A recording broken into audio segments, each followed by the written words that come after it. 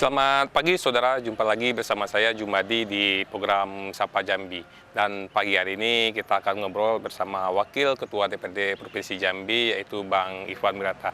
Di pagi hari ini kita akan bahas yaitu bagaimana DPR mendorong upaya pendidikan di tingkat SLB dan bagaimana mutu atau anak-anak berkebutuhan khusus ini bisa dilayani dengan baik. Dan untuk mengetahui lebih lanjut, langsung aja kita tanya sama Bang Ipan. Selamat pagi nih Bang. Pagi, alhamdulillah, terima kasih.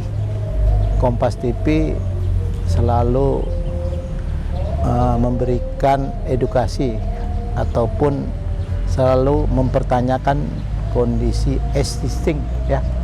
Jadi apalagi saya agak tertarik ya, berapresiasi dengan pertanyaan bagaimana kondisi anak-anak disabilitas yang di Jambi ini.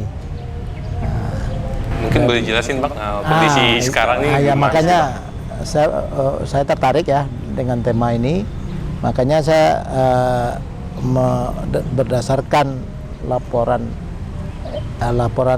keterangan pertanggungjawaban dari khususnya Diknas ya. Itu dari sisi indeks pembangunan Indonesia ya artinya ada peningkatan ya. Tapi yang dari kondisi existing yang harus kita intervensi secara political will ya, baik secara penganggaran, baik secara regulasi, legislasi maupun dengan fungsi pengawasan kami, ini menjadi dasar kebijakan strategi ke depan. Nah, makanya perlu kita sampaikan bahwa kondisi existing SLB Provinsi Jambi itu secara jumlah itu sekitar 24 ya sekolah luar biasa di Provinsi Jambi, yang mana jumlah siswanya sekitar 2.600 siswa ABK ya, anak berkelainan khusus. Ini mencakup berbagai problem ya artinya. Nah, yang kemudian jumlah guru itu sekitar 449 guru, yang tenaga pendidiknya itu sekitar 156. Ini saya dapat dari data laporan ya keterangan LKPJ dari Diknas. Semestinya idealnya rasio makronya guru dengan siswa itu 1:5. Satu guru 5 disabilitas. Ya kan beda kan. Kalau 1:25 yang normal kan? Normal ya. Kan yang dihadapin berkebutuhan khusus Bang ya. Khusus. Yang kedua, memang betul-betul gurunya seharusnya itu linear. Nah, tapi kan kondisi existing ada sekarang banyak guru-guru yang non linear. Udahlah jumlahnya kurang, yang kemudian guru-gurunya non linear. Nah, ini kan jadi problematik pemerintah Provinsi Jambi dan problematik kita semua seluruh stakeholder gitu loh. Ya pertama Pak Gubernur kan. Nah, itulah artinya ini harus kita punya roadmap ya bagaimana penyelesaian ini bisa teratasi. Berarti Bang Papul itu sekota atau seprovinsi Jambi itu gimana itu Bang? Ya itu kita bicara seprovinsi Jambi. Dan idealnya untuk suatu provinsi sekolah SLB itu berapa sih Bang yang ideal? Ya kalau melihat kita potensi jumlah dari estimasinya ya sekitar 17.300 anak. Idealnya Bang? Iya, yang memang posisi ABK-nya itu ada di posisi di rumah yang tidak bisa ya ke kan sekolah, sekolahnya jauh dan dukungan infrastrukturnya di geografinya, yang kemudian orang tuanya kan tidak mungkin juga mengantar gitu loh. Ini kan problem-problem, ada yang mungkin ekonominya bagus bisa diantar, tapi tingkat kemiskinan itu banyak di ABK ini gitu.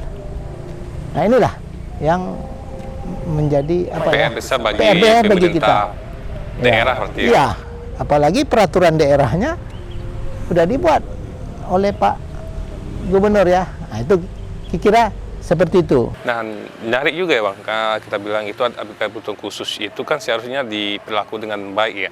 Nah, namun kondisi sekarang ini gimana sih Bang? Apakah anak-anak ini banyak yang tidak sekolah atau gimana? Karena di provinsi atau di kabupaten yang ada di Jambi kan akses daerahnya kan juga sulit ditempuh berarti ya. Ditambah lagi fasilitas sekolahnya gimana Bang? Sudah cukup untuk satu kabupaten itu berapa sekolah atau gimana sih Bang? Ya makanya dari angka yang kita lihat, kalau estimasi sekitar 17.300 itu kan memang tidak cukup masing-masing.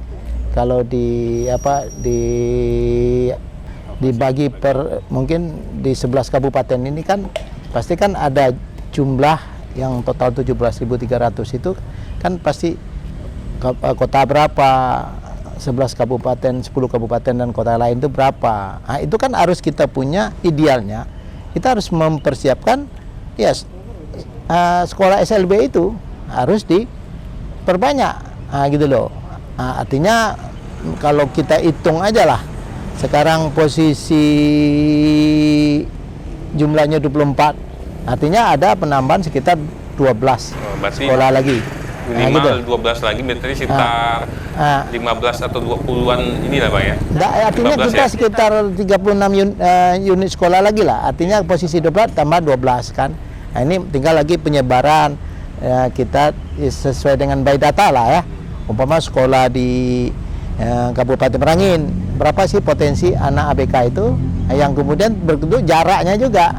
Artinya infrastruktur menuju ke sekolah itu kita harus juga perbaiki gitu loh. Jadi ada 4 masalah utama kondisi yang harus kita perbaiki, harus kita alokasikan. Yang pertama masalah infrastruktur dan aset lahan yang masih bermasalah. Contoh aja yang di kota itu kan ruangnya lah sempit itu. Harusnya sedangkan muridnya udah banyak. Nah, secara rasio makro tadi dia antara guru dengan siswanya tuh juga tidak masuk kan. Nah, artinya ada strategi untuk memindahkan ya kan, ataupun dinaikkan ke atas. Tapi kan rata-rata kan ya lantainya tidak mungkin kan, lantai 2, lantai berarti kan harus ada program untuk pemindahan lokasi itu yang di kota. Itu satu-satu yang dekat aja gitu ya. Nah, yang kemudian ketimpangan akses geografi yang tadi antara jarak sekolah dengan rata-rata orang yang tadi punya ABK tadi itu mungkin jauh. Apakah harus kita siapkan busnya, mobilnya untuk menjemput gitu loh. Itu kan juga kerangka-kerangka strategi itu kan juga harus kita pikirkan. Yang kemudian defisit uang bina dan vokasinya itu kan ada secara SOP-nya. Untuk SLB ini sarana prasarana ruang-ruangannya itu kan harus ada artinya presentatif lah. Nah, ini kita lihat kan sih belum gitu loh. Jadi kemudian beban guru yang honorer yang non linear ini juga masalah. Kenapa? Ini rata-rata ya guru-guru ini rata-rata non linear, tapi dia udah bekerja lama ya. Artinya dia punya secara otodidak lah ya. Dia udah paham juga untuk mengurus karakter anak itu. Tapi nasibnya tidak beruntung karena dalam penerimaan P3K tadi ya, yang penuh waktu itu yang diperhitungkan yang linear. Nah, yang non linear ini nasibnya gimana?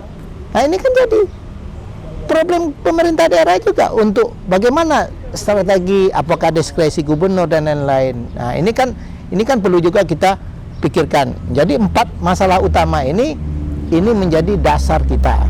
Bang, obrolan kita cukup menarik, tapi tahan dulu ya Bang, setelah jeda berikut kita ngebahas lagi Bang. Siap.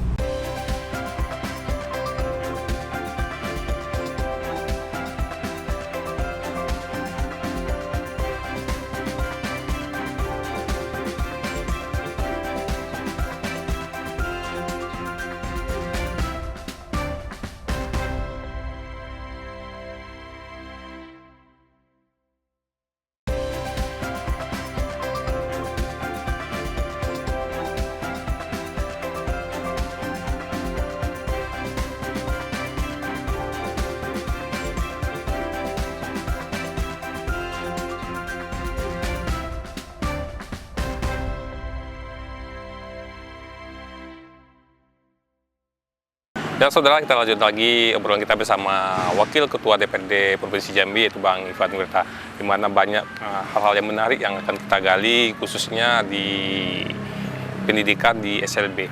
Bang, tadi juga menarik Bang obrolan gitu Bang. Permasalahan yang sudah dijelaskan Bang ya, kondisi SLB. Terus kondisi yang idealnya gimana Bang seharusnya sih Bang? Jadi tadi kan ada 4 masalah ya nanti yang harus kita idealnya seperti apa. Masalah infrastruktur, baik geografis, lokasi ya, harus ada sarana prasarana untuk mendukung penjemputan. Nah, jadi yang menjadi apa ya idealnya ya, pertama itu ruang bina diri dan bina gerak ya, artinya sarana prasarana itu harus dilengkapi ya, dukung. Yang kemudian ada laboratorium vokasi, ini standar SOP ya, standar yang umpama yang sekolah dianggap presentatif ya, artinya anak-anak ABK itu kalau disekolahkan dengan kondisi ideal dari sarana prasarananya, mungkin hasil mereka itu kontribusinya juga anak-anak yang meningkatkan indeks pembangunan manusia juga, walaupun dia ABK tapi dia punya kontribusi untuk capacity building untuk membangun Jambi gitu. Jadi kata jangan anggap mereka tuh disepelekan gitu. Makanya dan itu fakir miskin anak terlantar kan jadi tanggung jawab negara gitu loh. Nah, itu makanya. Nah, satu yang kemudian tadi sekolah inklusif rujukan. Ya, artinya kan satu sekolahnya kan artinya sekolah inklusif rujukan. Yang kemudian harusnya kan punya asrama. Nah, ini kan sampai saat ini belum ada. Itu artinya akhirnya kalau tidak punya asrama, akhirnya orang tuanya mengantar. Kalau tidak mau dia mengantar, tidak ada sarana untuk mengantar, akhirnya apa? Dia naik sekolah. Nah, kalau dia ABK itu di rumah, kita bayangkan aja kan, seperti apa beban moral ya, terhadap masyarakat yang ya kita kan tidak mengendaki anak kita, keluarga kita dilahirkan seperti itu, ya kan gitu kan. Nah, itu yang kemudian juga kendaraan antar jemput ramah disabilitas. Nah, itu kan harus disediakan kalau umpama posisi secara geografinya jaraknya jauh, kalau tidak mau di asrama tadi. Kemudian alat bantu belajar adaptif kan. Nah, ini kan juga ya harus dilengkapi kan, diinventarisasi lah semuanya tadi. Nah, yang kemudian jumlah sekolah tadi kan idealnya kan harus tadi kan kita inginnya dari 24 ya, harus menjadi 36 unit. Nah, artinya kita harus banyak. Kerinci harusnya 3, Merangin harusnya 4, Sorolangun 3, Batanghari 3, ini Penaman menjadi 36 kan. Nah, Muara Jambi 4. Nah, idealnya begitu. Pokoknya Sungai Penuh ada 1. Nah, kalau sekolahnya udah terbentuk terbentuk dan juga tadi fasilitas idealnya sudah kita siapkan, artinya apa? Dampak outcome-nya itu akses merata, guru kuat, ABK lebih mandiri, kan itu kan? Nah, makanya akses setara, guru profesional, kemandirian ABK, artinya kolaborasinya juga sangat kuat tadi. Artinya dia berkontribusi terhadap pembangunan Jambi tadi.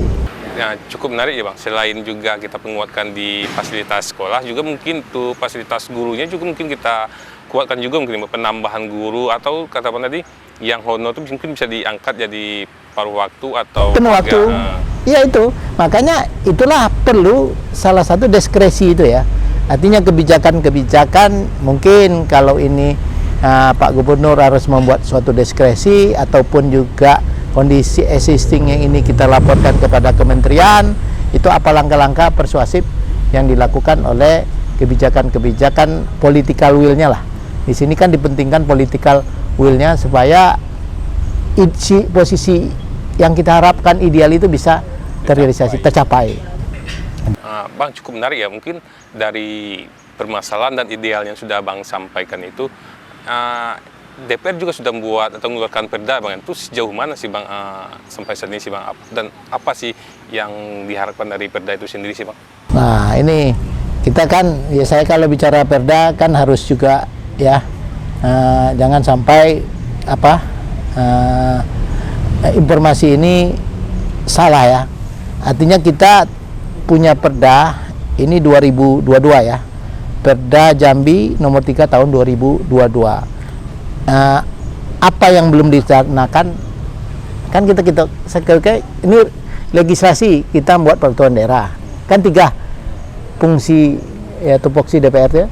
Yang pertama dia membuat sebagai fungsi legislasi, yang kedua budgeting, yang ketiga pengawasan. Sekarang fungsi legislasi kita udah dengan kondisi existing yang kita ketahui bahwa perhatian hak dan tanggung jawab kita sebagai pemerintahan daerah terhadap anak ABK ini, makanya perlindungan itu untuk melindungi sebagai fasilitasi sarana prasarana, artinya ada juga kewajiban pemerintah, mandatori pemerintah, itulah dibuat peraturan daerah nomor 3 tahun 2022. Bang, tapi menarik Bang, tapi untuk perdasanya tahan dulu ya Bang, setelah jeda berikut Yeah, Bang. Oke.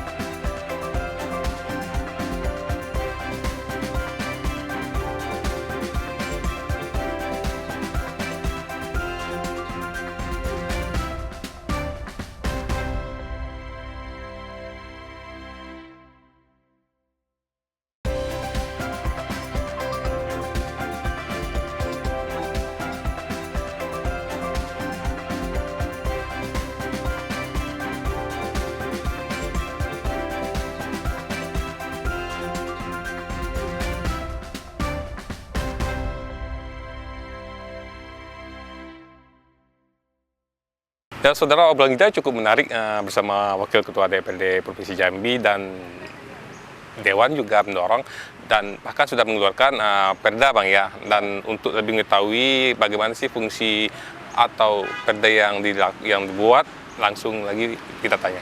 Bang, katakan sudah buat perda, terus yang tadi bilang sudah fungsi legislasinya sampai sejauh ini gimana sih Bang? Jadi gini, kita kan sudah membuat perda tadi, Perda Jambi nomor 3 tahun 2022 tentang bagaimana disabilitas ini bisa terlindungi, ya kan?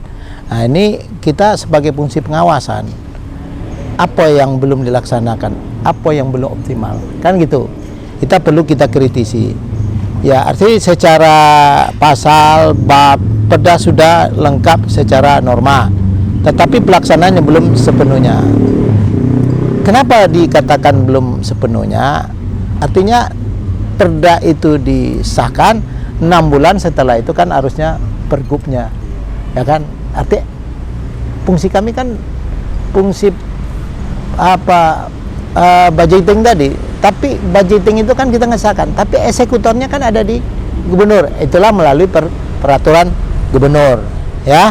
Ini belum terlihat lengkap. Yang kemudian RAD disabilitas perlu dipastikan operasionalnya, itu di dalam kolosal perda. Yang kemudian satu data disabilitas belum terintegrasi penuh. Nah, yang ke poin berikutnya, ULD Komite Disabilitas dan kuota kerja perlu di pembuktian. Yang kemudian aksibilitas, sarpras dan layanan publik belum merata. Makanya kan kita lihat tadi jumlah gurunya kan itu sudah tuh jarak fasilitas transportasinya. Nah, ini kan menjadi catatan kita. Nah, regulasi pergub tadi artinya apa? Indikasi masalahnya banyak pasal menunggu aturan teknis. Apa itu Bang? Iya, tadi artinya kan pasal-pasal itu kan harus diimplementasikan di pergub. Seperti berapa sih mandatori anggaran kita untuk perencanaan kita untuk membangun sekolah baru kan, ya kan? Nah, seperti itu kan harus ada implementasi. Nah, target indikator kinerja utamanya kan itu ada di pergub. Kita kan menjadi beban moral itu untuk menyelesaikan. Yang kemudian perencanaan itu kan ada di dalam perda itu kan, kalau diturun pergub kita harus membuat perencanaan mulai dari FS, DID-nya kan gitu kan.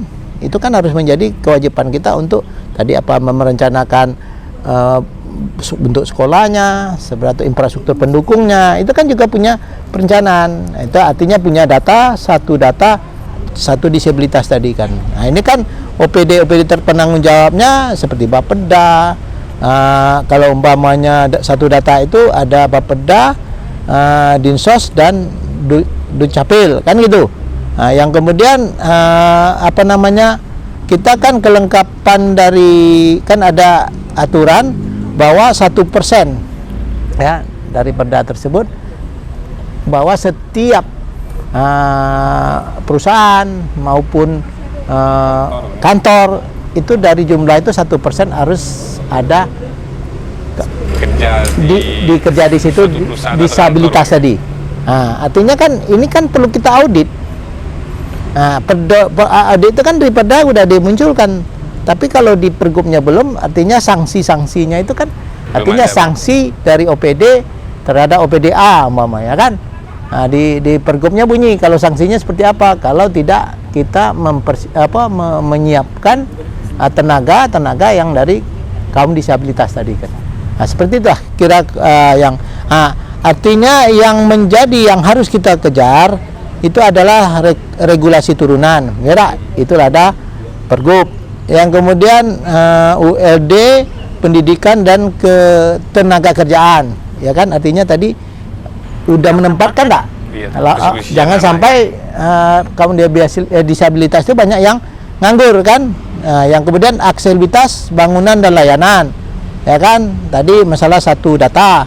Yang kemudian kuota kerja disabilitas tadi yang 1% itu. Yang kemudian evaluasi dan sanksi tadi di dalam perda. Jadi arah ke rekomendasi perda ini tidak boleh menjadi perda tidur. Fokus pengawasan harus diarahkan pada bukti implementasi, bukan hanya keberadaan pasal. Nah, itu. Perda-perda yang sudah dibuat oleh DPRD seharusnya diturunkan melalui pergub berarti dan diarahkan secepatnya berarti Bang ya. Iya. Nah, itulah yang menjadi problematik dari kita. Karena perda lahir tahun 2022, maka 2026 DPRD sudah dapat meminta status lengkap pergubnya, SK SOP-nya, RAD-nya, anggaran laporan kerjanya dan evaluasinya. Kan itu yang harus kita tunggu Bang ya. Tunggu. Nah, gitu deh. Kalau untuk apa sih Bang dorong-dorongan yang akan dilakukan oleh DPRD terkait perda agar supaya cepat jadikan pergub sehingga ini berjalan sesuai dengan yang diharapkan oleh DPRD provinsi sendiri sih Bang?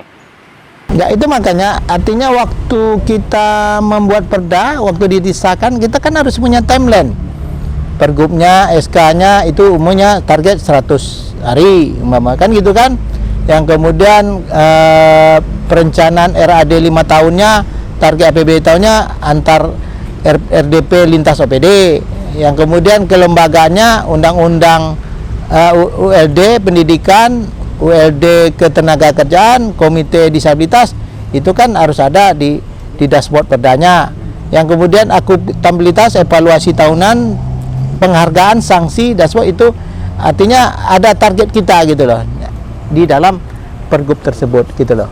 Bang, orang kita cukup menarik Bang, namun di lain waktu akan kita bahas hal-hal yang menarik khususnya untuk anak-anak kita yang berkebutuhan khusus Bang. Mulai dari pendidikan, sekolah, dan pekerjaan maupun di lingkungan tempat dia tinggal juga fasilitas juga akan dipenuhi oleh pemerintah provinsi. Makanya sarana-sarana prasarana yang disiapkan di sekolah itu kan arti ujung-ujungnya dia kepintarannya apa? Ya, umpama dia musik atau dia bisa menjahit ataupun dia bisa elektronik atau gimana kan, itu ngelas atau dan lain-lain yang apa ya sifat-sifatnya yang bisa yang menjadi keahlian mereka. Nah, itu kan harusnya diintegrasikan dengan ya perusahaan-perusahaan, dengan ya sekolah-sekolah, artinya kantor perkantoran-kantoran yang sesuai dengan bidang kemampuannya tadi kan. Bang, obrolan juga tuh menarik Bang, namun waktu juga ya, misalkan di lain waktu kita bahas lagi ya Bang. Siap. Ya saudara, itulah obrolan kita bersama Bang Ivan Wirata, Wakil Ketua DPRD Provinsi Jambi, dan upaya-upaya DPR terus meningkatkan mutu pendidikan dan pelayanan fasilitas sekolah untuk anak-anak berkebutuhan khusus terus dilakukan, dan diharapkan ke depan anak-anak berkebutuhan khusus ini bisa mendapat pelayanan dan pendidikan yang bagus sehingga bisa berkontribusi untuk pembangunan Provinsi Jambi. Jangan saksikan terus Kompas TV, independen, terpercaya.